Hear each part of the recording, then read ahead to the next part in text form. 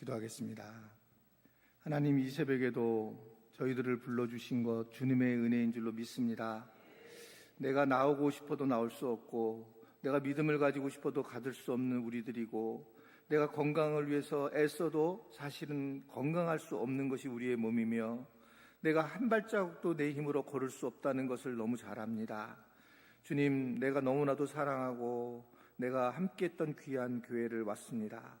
주님, 여기 와서 보니 제가 이 교회에서 많이 훈련을 받았고 하나님의 은혜를 경험했던 교회임을 다시 실감하게 돼서 너무 감사합니다. 저의 이 연약한 부분, 또 이곳에 있었던 많은 부분들이 자랑으로 나타나는 것이 아니라 정말 교회의 본질로서 드러날 수 있는 귀한 시간 되도록 주님이 도와주셨으면 좋겠습니다.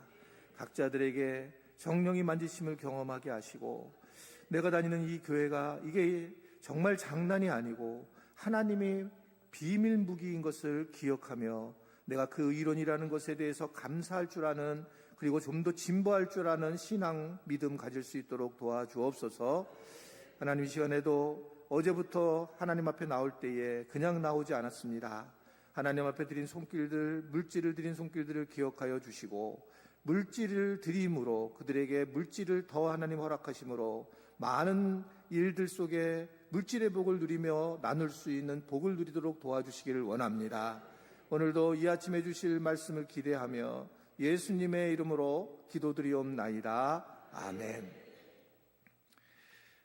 네, 저는 목회자이기 때문에 그리고 주로 가이드를 하는 것이 저 목회자라고 생각해요. 그래서 교인들 입장에서 이 새벽에 언제 끝날지가 제일 궁금하다고 생각합니다. 저는 6시 18분 전에 끝날 작정입니다. 그래서 여러분들이 이제 말씀 듣다가 제가 18분 되면 그냥 무조건 끝냅니다. 그래서 저는 목회자로서 제일 중요한 게 정확히 끝내는 게 제일 중요하다, 늘 그렇게 생각하는 사람이기 때문에 저녁은 조금 길게 해도 새벽은 빨리 이제 또 직장을 다니는 분도 계셔가지고 빨리 끝내려고 그렇게 생각하고 있습니다. 우리 주님을 사랑하시는 분들은 아멘 하시기를 바랍니다. 많은 분들이 제 얼굴이 달라졌고 살도 쪘고 막 이렇게 생각을 하실 거라고 생각하고, 실제로 제일 그래도 살 빼고 왔는데도 여전히 그렇게 말할 수밖에 없는, 그만큼 예전에 제가 외모가 하나님께서 주신 줄중함이 있었다라고 하는 거죠. 사실은 이렇게 된 이유가 있어요. 저는 목회를 개척 10년 사이에 저는 너무 많은 것을 경험하게 됩니다. 10년 동안 교회를 하면서 교회를 배우기 시작했고, 그리고 너무 고통도 당하고, 그리고 또 하나님의 쓰임도 경험하고, 제가 알고 있었던 복음도 새로운 복음으로 만나기 시작해요. 오히려 목회를 하면서 부목사 때는 전혀 경험하지 못했던 그런 아주 완벽한 복음을 경험하고, 그리고 제가 완전히 그 복음 안에 빠지면서 제 육신도 그랬고, 제가 가지고 있었던 영어 같은 것도, 또 지금까지 제가 공부한 모든 것들을 다 정말 배설물로 여기는 그런 경험을 하게 됩니다. 근데 그게 어디서 출발했는가를 몰랐는데, 어저께 우리 장로님들하고 식사하면서 얘기를 하면서 내가 많은 일들이 여기서 있었고, 그러면서 하나님이 여러분들도 이 교회가 본인들 교회라서 아름답지만 저는 훈련된 광야와 같은 장소였고, 그 출발에서 저희 교회가 세워졌구나라는 생각을 어제 처음으로 이렇게 하게 되었습니다. 그래서 이제 왜 하나님이 이 귀한 꿈의 숲 교회에 보내주셨는지 꿈의 숲 교인들도 그렇게 생각하겠지만, 제 개인적으로도 저는 그렇게 부흥회를 잘 다니는 사람이 아니고 불러도 잘 가는 사람이 아니에요. 저는 이런 데 별로 관심이 없고 우리 교회에 관심이 있는 사람이에요. 그럼에도 너무나 잘 왔고, 어저께 아내가 전화를 해가지고 어땠냐고 물어보는 거예요. 저희 아내는 더 예뻐졌어요. 저하고 반대가 됐어요. 그랬는데 이제 오늘 내일 정도 오게 될 텐데, 근데 이제 뭘 얘기를 하는데, 보통 제가 전화를 하는데 어저께 완전히 9시 반에 쓰러져서 잤어요. 이곳에 오는 게 너무 긴장이 돼가지고. 제가 여의도 순복음교회 주 강사입니다. 제가 8,000명, 10,000명 이런 앞에 설교할 때 전혀 떨지 않습니다. 잠 늘 푹 자니까 배가 나오죠. 근데 어제는 정말 그 주일날은 1, 2, 3부 우리 교회 예배보다 설교 중에 그 얘기했다니까, 우리 교인들한테. 이 꿈의 숲 교회 가는 게 너무 내가 흥분하게 한다. 마치 고향을 가가지고 고향에 있는 분들을 만나는 거라고 하는 생각이 들고 하나님의 뜻이 어디 있는가라는 생각을 하게 되는 거예요. 그러면서 제가 여기 오게 된 이유가 뭘까라는 생각을 하게 됐는데 이 목사님이 저한테 전화를 했는데 저는 안 가는 것처럼 얘기를 했어요. 아유 나는 막 여러 가지 부담이 되고 일단 잘생겨가지고 부담이 돼서 아유 나는 그냥 아유 그냥 뭐 이런 생각을 했는데 목사님이 진짜 목사님 이 한마디 때문에 그랬어요. 목사님 제가 교회를 왔는데 교회를 배우고 싶습니다. 그렇다면 담임 목사가 교회를 배우려고 한다면 정말 이건 중요한 얘기다. 그러면서 제가 이제 교회의 이야기들을 가지고 오늘 어제 이렇게 이 자리에 쓰게 된 것입니다. 사실은 담임 목사를 하기 전에는 저는 각각 개인들의 교인들을 잘 훈련시키고 믿음을 주면 되는 줄 알았어요. 근데 목회를 딱 시작하면서 놀랍게 느낀 것은 제가 아무리 훈련을 개인적으로 시켜도 이분들이 어느 순간에 본인들의 믿음에 성장하지 아니하고 그냥 멈추게 되는 걸 볼 수 있어요. 이제 그런 것들이 어떻게 이해가 됐냐면, 자 오늘 너무 찬양 좋습니다. 내가 좋아하는 찬양을 했어요. 예를 들면 뭐 우리가 우리의 마음을 고쳐달라고, 우리의 아픔을 하나님께서 만져달라고 하는, 예를 들면 그런 찬양을 하잖아요. 근데 이제 맨 처음에는 그런 찬양을 하면서 막 은혜를 받고 치유인데 이게 10년, 20년 돼도 다 똑같은 거예요. 계속 이 찬양만 하고 있는 거예요. 그러니까 우리는 하나님의 마음을 보려고 하지 않고 내 마음만 보는구나. 그러니까 늘상 나 좀 해주세요. 내가 은혜 받고 내가 돈을 받고 초점이 나한테 있는 거를 아버지의 마음에 없는 거예요. 그러니까 우리의 신앙이 결국은 늘 거기에 걸릴 수밖에 없는 거예요. 왜냐하면 나를 치유해달라고 그러고 나를 하더라고. 제가 우리 교회라고 할게요. 그냥요. 괜찮습니까? 네, 꿈의 숲 교회를 내가 장희동 교회라고 자꾸 나와서, 근데 우리 교회, 분당 우리 교회가 있나? 어떤 제가 있었던 우리 교회라고 보고, 이 교회에서 제가 이제 그때 제가 처음 전도사를 했잖아요. 그러니까 여러분들은 제가 오래된 그때 무슨 목회자라고 보일 것처럼 보이지만 저는 처음 온 거예요. 청년이었다가 그냥 교육 파트는 아무것도 아니었잖아요. 근데 전임으로 딱 왔는데 그때 이제 교인들을 막 만나면서 목회를 처음 시작했는데 제가 충격을 받은 거예요. 뭘 충격을 받았냐면, 당시만 해도 이 교회에서 막 기도원 갔다 오시는 분도 있고 막 뜨거운 분들이 많았어요. 뭐 전도왕도 있었고 하여튼 엄청났어요. 이 교회가 막 난리였었어요. 근데 이상하게 기도원을 갔다 오고 목이 쉰 분들은 화를 내더라고. 교회 와서. 아니 화를 내는 거예요. 이게 막 성령 충만하다고 얘기하는 분들은 막 말을 거칠게 얘기하고 혼을 내고, 성령 충만하니 그건 화를 내는 건가? 왜 이렇게 믿음이 좋으면 왜 오히려 더 거칠어지고 더 함부로 하고 사람에 대해서 이렇게 할까? 이게 저한테 너무너무나 그 당시에는 몰랐는데 시간이 지나면서 모든 것들에 대한 저한테 질문이었다는 겁니다. 그럼 왜 이런 상황이 되었을까? 오히려 믿음이 좋은데 왜 오히려 어떤 인간관계나 이런 부분들이 굉장히 문제가 생길까라고 하는 생각을 하면서 이제 개척을 하다가 어떤 일을 제가 겪게 되냐면, 여러분 정말 솔직하게 말씀을 드리면 여러분 스스로가 예수 믿고 개인적으로 잘 됩니까? 네, 아멘인 한 분 계신데 저는 안 돼요. 저는 개인적으로 원하는 대로 안 되는 걸 알게 됐어요. 그러니까 제가 돈을 달라고, 하나님 저분한테 돈을 주셔야 됩니다. 저분 지금 돈이 없습니다. 그렇게 기도했는데 안 주시는 거예요. 네, 잘 되는 분도 있어요. 잘 됐어요? 네, 감사해요. 또 어떤 분은 정말 이분은 돌아가시면 안 돼. 내가 얼마나 많이 기도했겠어요, 여러분. 개척했을 때는 한 영혼이 천하보다 나은 거예요. 막 이분을 해서 막 기도했는데 안 고쳐주시고 그냥 모시고 가는 거예요. 가장 커다란 문제는 저희한테는 누님 3분이 계셨어요. 3분이. 이제 한 분은 사모시고 이제 2분은 권사님이셨는데, 이 동신교회에 계셨던 권사님이 처음 돌아가기 시작했어요. 근데 그 권사님은 낙타 무릎이었어요. 평생을 철야를 한 분이에요. 윤영주 씨라고, 윤영주 장로님이 우리 누님을 너무 잘 알고 그리고 기도를 받아요. 우리 누님한테. 그만큼 늘 기도하던 분이에요. 그런데 저 개척을 하니까 이제 누나가 기도해 줘야 되는데 누님이 돌아가셨어요. 앞뒤를 빼고 돌아가셨어요. 막 그때 너무 충격을 받았어요. 하나님이 저는 누님을 옆에 붙여서 이 개척하는 곳에서 저를 기도를 많이 해줄 줄 알았는데 둘째 누님이 돌아가시는 거예요. 첫째 누님이 돌아가시고 셋째 누님이 돌아가시는데 3년 안에 다 돌아가시는 거예요. 60 전입니다. 저는 개척이 시작됐어요. 내가 그래서 내가 이걸 왜 하지? 개척을? 그리고 하나님 앞에 너무 화가 나는 거예요. 아니 하나님 지금 기도하고 나한테 내가 개척하지, 내 큰 교회에 내가 담임 목사 가는 것도 아니고 개척을 하는데 왜 나한테 이런 슬픔을 줍니까? 근데 저희 어머니는 3살 때 돌아가셨어요. 저희 어머니는. 그래서 어머니의 사랑을 갖다 저희 아버님이 죄송합니다. 우리 어머니 빨리 돌아가겠습니다. 그리고 이제 누님들이 저를 많이 키웠어요. 이 어머니도 늘 기도만 했기 때문에. 근데 하나님이 내 기도를 안 들어주신다는 확신을 가졌어요. 제가 내 뜻대로 하지 안 되는구나. 그리고 예수님의 모습을 보고 막 상황을 여들어 보니까 주님도 마지막 십자가에서 내 뜻대로 하지 마시고 아버지 뜻대로 해달라는 거예요. 기도가.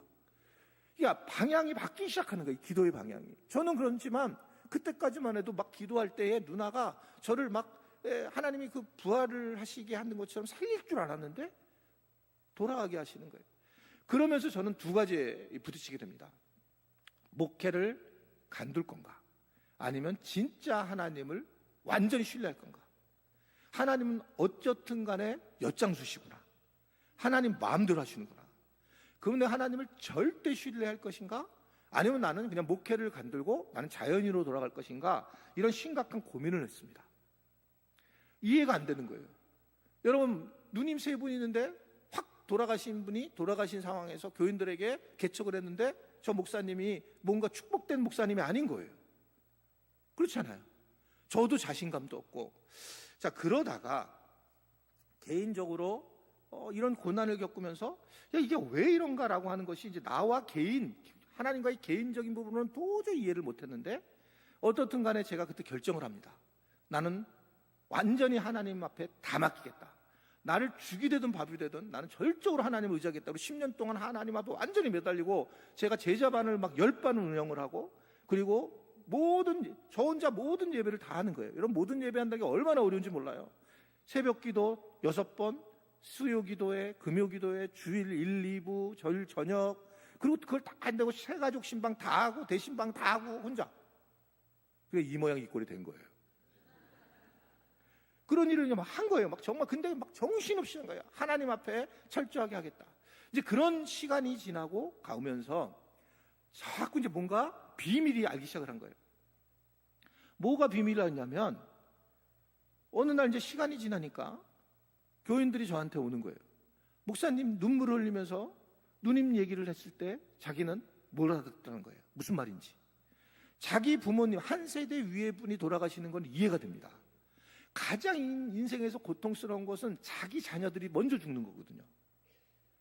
그런데 나는 그 전에 나랑 같은 형제가 제가 아직도 굉장히 젊어 39, 40 이 정도 될 때 누님을 다 데리고 가니까 내가 죽는 느낌을 경험했어요. 그래서 제가 설교할 때마다 눈물을 흘렸어요. 누님이 그 돌아가신 3분이 돌아가시는 걸 보고 제 스스로가 너무 고통스러워서 막 눈물을 흘리면서 기도를 했는데 목사님 무슨 소리인지 몰랐다는 거예요. 근데 이제 목사님 이야기를 알고 저희 누나가 저희 형제가 돌아가시는 시대가 온 거예요. 그런데 그때 제가 한 말들, 제가 당한 이 여러 가지 고난이 이 공동체에 너무 중요하다는 거 안 거예요. 이분들이 다 이해를 하기 시작하는 거예요. 아, 그래서 그랬는데 제가 이제 알겠습니다. 그러면서 제가 왜 내게 이 개인적인 당한 고난이 도대체 왜 내가 이걸 당했는지 해석이 도대체 안 되는 거예요. 여러분 여기 분들 중에서 병이 드신 분들 계실 거예요. 근데 안 낫는 거예요. 기도해도. 암에 걸려도 그렇게 됐을 때 나아야지. 뭔가 그래야지 멋있잖아요. 신앙생활이. 근데 안 낫는 거예요. 그러니까 그럼 왜 그럴까? 정말 이 하나님 왜 그러실까라고 할 때에 여러분 사실은 이게 내가 당한 이 고난은 내 개인의 문제가 아니라 공동체에서 굉장히 중요하다는 거예요. 그걸 당한 아픔을 갖는 사람한테 여러분 내가 당한 고난을 얘기를 하면 그 형제 자매들이 회복을 하는 걸 경험한 거예요. 그때 제가 완전히 교회라고 하는 것을 깨닫기 시작하는 거예요. 아, 하나님은, 우리가 믿음 생활은 개인을 넘어서서 교회가 하는 거구나. 그러니까 교회 공동체가 너무나 비밀이 가득 차구나.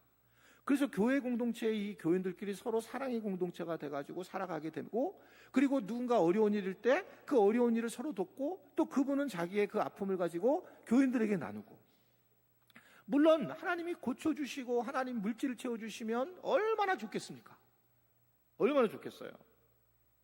그러니까 여기에 나온 우리가 막 기도대로, 우리 기도대로 되지 않는다는 사실을 저는 목회하면서 막 깨닫게 된 겁니다. 이 자체가. 한 번은 제가 우리 꿈의 숲 교회 오기 전에 이제 세린교회에서 제가 교육 전도사를 했어요. 중등부 전도사를 했는데 거기에 이제 그 정말 선한 선생님이 계셨어요. 나중에는 이제 뭐 어떻든 이분이 잘 됐는데, 근데 이분이 이제 구역이었어요. 거기는요. 구역 예배를 이제 나오는데 아기가 어렸는데 너무너무 구역 예배를 나오고 싶은 거예요. 그래서 이제 아이를 거기다 놓고 이제 문을 잠그고 애가 바깥에 나올까봐, 그리고 이제 구역 예배 참여하시고 은혜를 나누고 돌아갔어요. 저한테 전화가 왔어요. 제가 교육 전도사님도 불구하고 전도사님 큰일 났다는 거예요. 왜 그러냐 했더니 아기가 자다 깬 거예요. 깼는데 약간 그 통이 있는데 그 통에 물이 이만큼 있었어요. 근데 아이가 그 걷다가 거기를 빠진 거예요. 그리고 이게 위에서 아래로 애가 들어가고 이 코가 물도 별로 없는데 이게 당하면서 애가 쥐식사를 한 거예요. 아니, 이분이 교회 권찰이라고 해가지고, 그래서 그 권찰할 일을 하려고 나왔는데 어떻게 이런 일이 일어나는 거예요? 그때 너무 충격받은 사건들이 막 오버랩이 되는 거예요. 이게 도대체 왜 하나님은 왜 이런 식으로 우리에게 고난을 주시지? 여러분, 고난에 대한 부분은 해결할 방법이 없습니다. 사실은 여러분 안 믿는 사람한테 가면 안 믿는 사람하고 안 믿는 형제들보다 여러분 잘 살면 얼마나 멋있습니까? 근데 어디 가면 명절 때 가게 되면 안 믿는 것들은 그냥 차를 갖다 기가 막히게 차를 가지고 끌고 오는데, 우리는 그냥 달달달달달달달달. 그래서 엄마 교회 나가. 뭐 먹으면 엄마가 왜 교회 나가? 안 나가는 거예요. 이런 거로 판단을 해버리니까. 야, 이건 정말 우리한테 이게 아무런 정말 이해되지 않는 고난들이 너무너무 힘들고 어려운 부분들이 있다라고 하는 겁니다. 그 해석이 뭐냐면 교회예요. 그러니까 그분도 나중에 보게 되면, 근데 그분은 얼마나 믿음이 좋으신지, 신집사님이셨는데 이런 일이 터지니까 바로 뭐라고 그러냐면, 물론 너무 슬프지만 그러나 이 부분 또 하나님이 하신 부분이 있기 때문에 자기가 그걸 인정을 하고 들어가면서 교회인들이 난리 났어요. 오히려 막 위로를 해라는 거예요, 그분들한테. 그리고 이분이 그 교회 장로님 아내가 되셨어요. 그리고 그분이 그러면서 더 그 공장이 되게 부흥이 돼가지고 더 많으니까 애도 그 뒤에 3명을 더 낳았어요. 근데 이거는 제가 뭐 이렇게 지금 결과물로 두잉을 얘기하고 있지만, 훨씬 중요한 것은 비잉 존재라는 부분이거든요. 그 주중에 그것을 하나님은 계속 우리에게 공동체를 통해서 해결을 하기를 원했지, 개인으로 여러분 해결하면 해결될 게 하나도 없어요. 우리가 이 인생에서요. 한번 생각해 보세요. 그러니까 우리는 자꾸 오해를 하는 거예요. 여러분, 예수님이 성령님이 오셨으면 좋겠다는 거예요. 우리한테 유익이라는 거예요. 그러면 물어보겠습니다. 뭐가 유익인 것 같아요? 성령님이 오시면. 그러면 개인적으로 사람들은 성령이 오시게 되면 그 은사를 받아가지고 개인이 막 은사를 사모해가지고 혼자 막 옆에 있는 사람이 오면 한번 방언해봐. 이거는 넌 철없는 방언이야. 나는 유창한 방언이야. 그리고 방언으로 서로를 갖다 이렇게 좀 서열을 세워버리는 거예요. 개인으로 하니까. 예수님이 성령을 임하게 할 때에 120명이 기다리게 합니다. 120명이 뭐예요? 신약 최초의 교회예요. 120명의 성령이 임했다는 거예요. 120명의 성령이면서 한 소리를 하고 하나의 성령님께서 같이 형제자매로 만들면서 교회를 세워나갔다는 겁니다. 성령이 우리에게 임하에 가장 유익한 것은 교회라는 걸 믿으시기를 바랍니다. 교회가 가장 유익하기 때문에 그래서 성령이 사랑의 띠로 하나가 되게 했다는 거예요. 여러분, 제가 이런 표현을 합니다. 저는 안 유명하지만 팀 켈러 목사님은 우리는 생각보다 더 죄인이라고 얘기를 해요. 우리는 우리가 생각한 것보다 훨씬 더 죄인이다. 저는 제 어록은 우리가 생각한 것보다 교회가 훨씬 중요하다는 거예요. 여러분이 생각한 것보다 교회가 훨씬 중요해요. 훨씬. 그래서 우리는 이 교회 생활을 하면서 정말 이 교회 공동체에 대한 비밀을 알고 우리가 이해하며 나가는 것이 굉장히 중요하다. 한번 저를 따라할까요? 우리의 아픔은 공동체 안에서 사명이 된다. 다시 한번요. 우리의 아픔은 공동체 안에서 아픔이 된다. 아니, 사명이 된다. 내가 지금 가장 당한 고난들이 공동체에서는 사명이 되는 거예요. 여러분, 그래서 이 뭐 항존직이든 아니면 교회 이런 리더들은 자기의 그 아픔을 아침에 기도하셔가지고 아침에 기도하면서 떠오르는 분들이 있잖아요. 그런 분들한테 연락해서 그분들을 만나서 무슨 일이 있는지 해서 격려하는 그런 것들이 교회의 리더들이 하는 거예요. 그러면 특별히 내가 아파. 내가 병원에서 아파봤어요. 내가 입원해 봤어요. 그러면 입원한 사람들의 심리를 목사님들은 잘 몰라요. 안 해본 분들은. 교인들이 전화해서 얼마나 힘들겠니? 내가 해봤는데 이런 아픔이고, 내가 이 수술을 앞뒀을 때 이런 고통이 있고, 이런 두려움이 있었는데. 그러면서 교회 공동체가 점점 하나의 사랑의 띠로 하나가 되는 그런 경험을 하게 됐더라는 거죠. 그래서 이 매우 중요하게 생각을 하세요. 오늘 본문 말씀도 12절 말씀 한번 다시 보게 되면, 한 사람이면 패하겠거니와 두 사람이면 맞설 수 있나니 세겹줄은 끊어지지 아니한다. 여러분, 세겹줄은 뭘 의미합니까? 이것은 공동체를 의미를 해요. 그러니까 공동체는 이게 생각보다 훨씬 강력한 것의 하나님의 힘으로 우리에게 말씀하고 있다라고 하는 것을 보여주고 있어요. 사실은 이제 우리가 살면서 세 개의 공동체를 가지고 살아요. 일반적으로 세 개의 공동체, 하나는 이제 가족 공동체입니다. 그런데 이 가족 공동체는 최초에 하나님이 만드셨지만, 하나님이 아담과 하와를 만들어 놓고 보시기에 좋아서 부부를 만들어서 가족 공동체를 만들었는데, 그래서 가족 공동체는 굉장히 우리한테 힘이 되는 공동체예요. 근데 예전에는 이 가족 공동체, 한국에서도 막 8촌까지 왕래를 하고 그렇게 살아왔잖아요. 그런데 지금은 어떻습니까? 세상은 점진적으로 독신가족과 핵가정이 많아지면서 하나가 되지 못하는 그런 상황이 됐은 거예요. 저는 텔레비전 프로그램을 그렇게 많이는 보지 않지만, 텔레비전 프로그램 중에 가장 커다란 프로그램이, 문제가 있는 프로그램이 나 혼자 산다라고 보는 거예요. 왜 혼자 사는 걸 보여줘?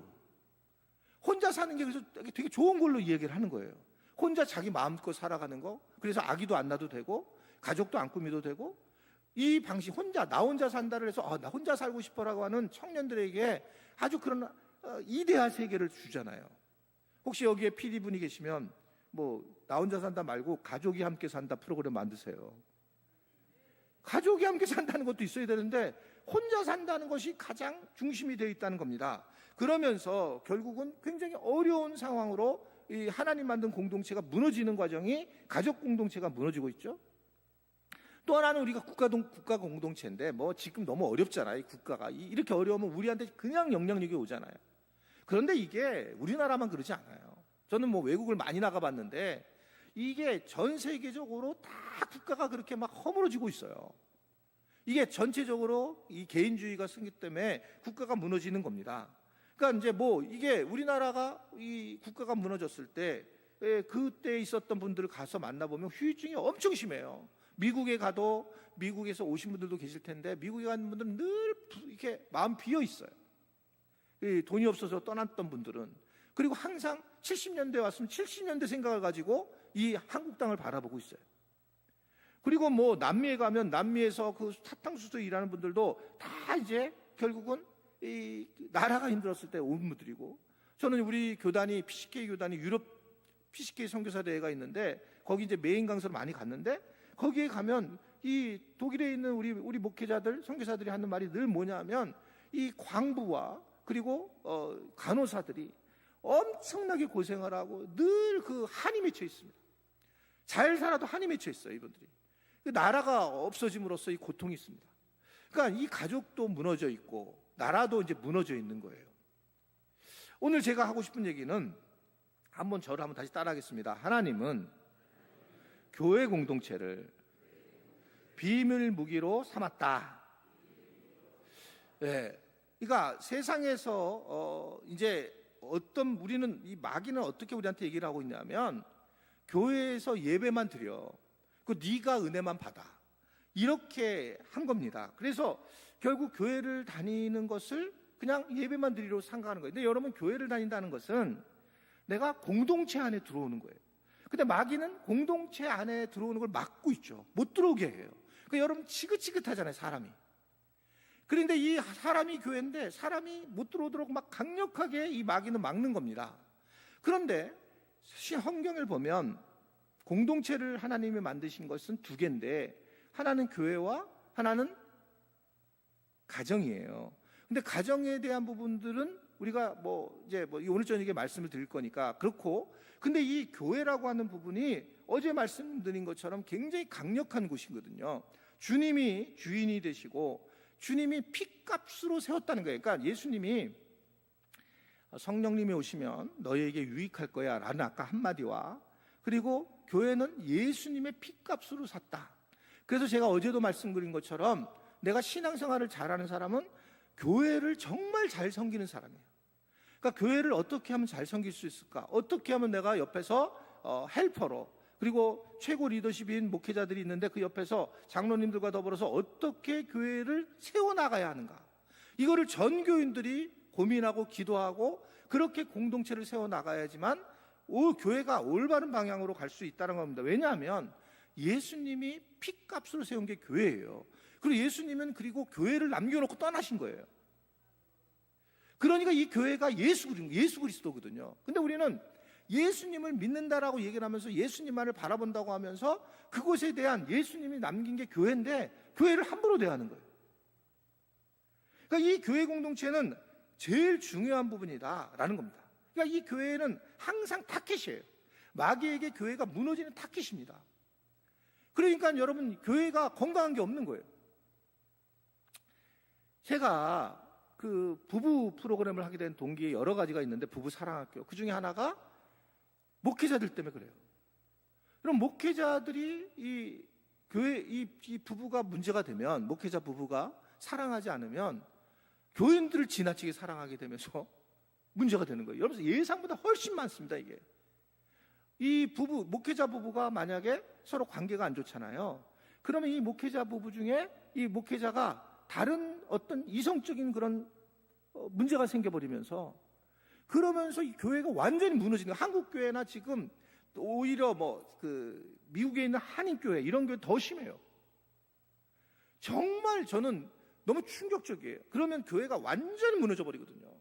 완전히. 여기 이 목사님 이렇게 잘생기면 위험합니다. 젊고 유혹하지 마셔요. 이게 유혹을 해요. 몸이 움직이거든요. 아주 어려운, 오늘 그 저녁이 제일 중요한 건데 안 넘어와요. 예. 너무 유혹해도 안 넘어오신대. 예.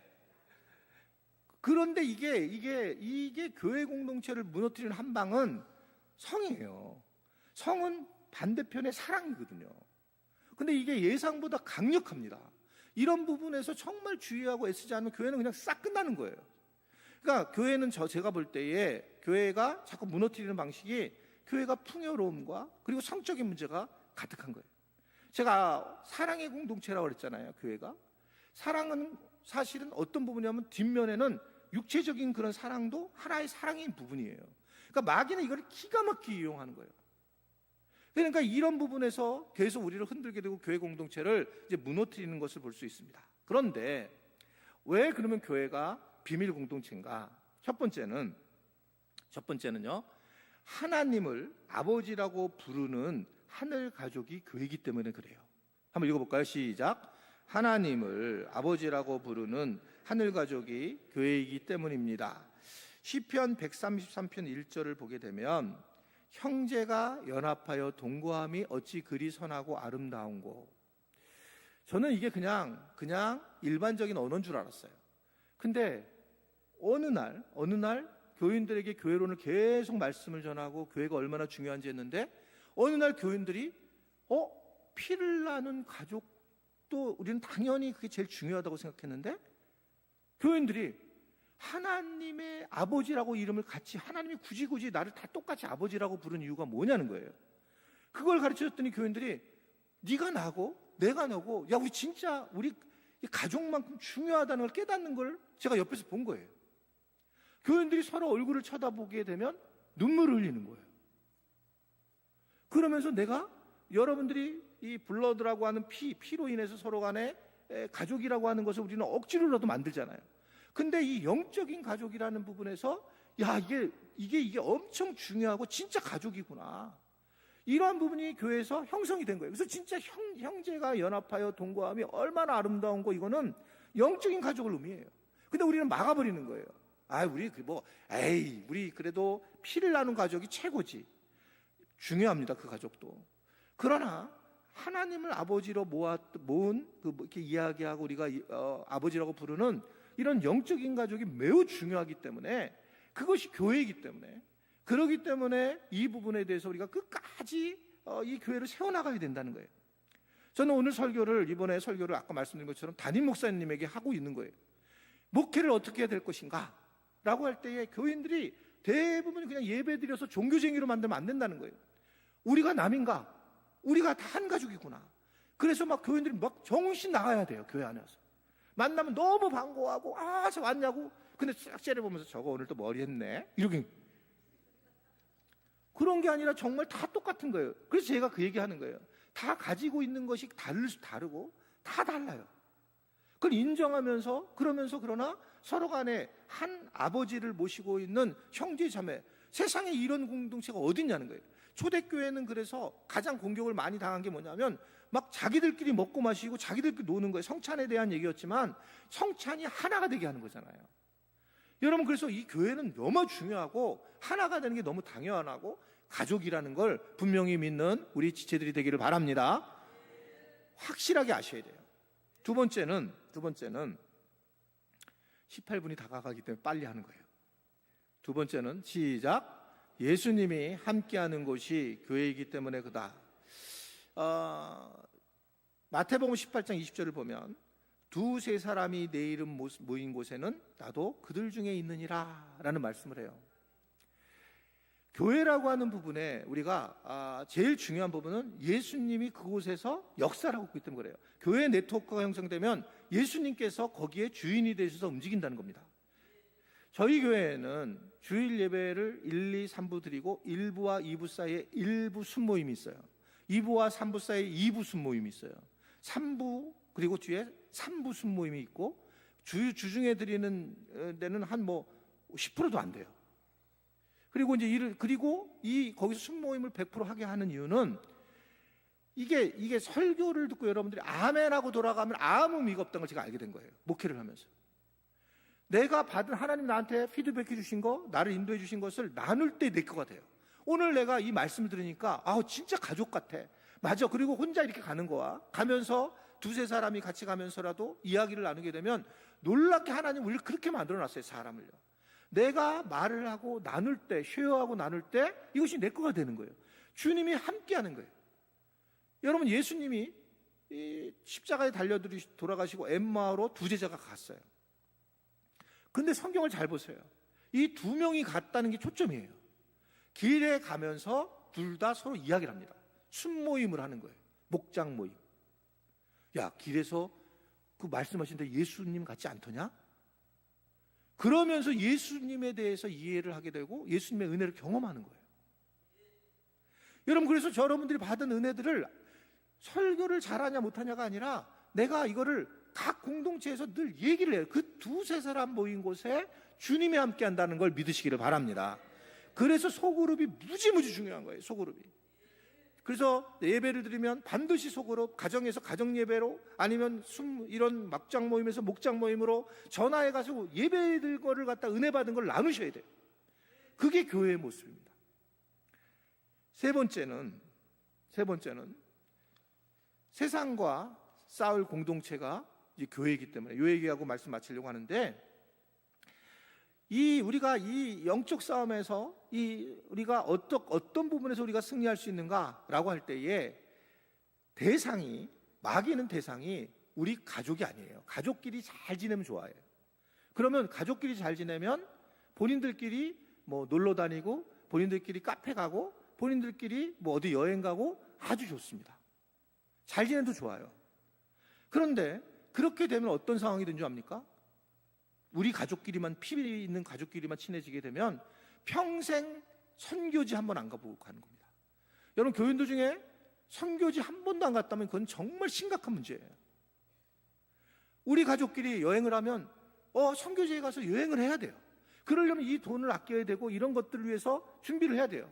저는 우리 아이들 이제 온 세대 예배 드리면 그 아이들 있을 때 부모들한테 다 손들게 해요.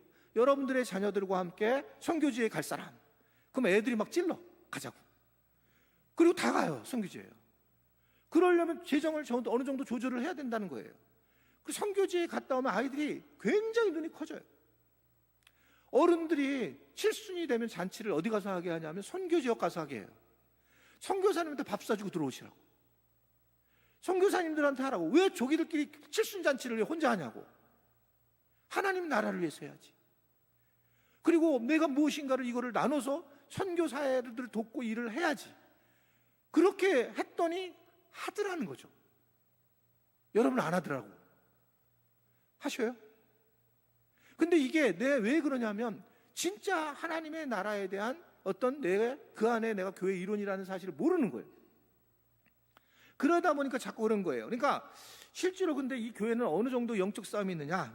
요 얘기하고 마칩니다. 요한계시록 11장 3절에 요한계시록에 이런 얘기가 나와요. 자, 시작.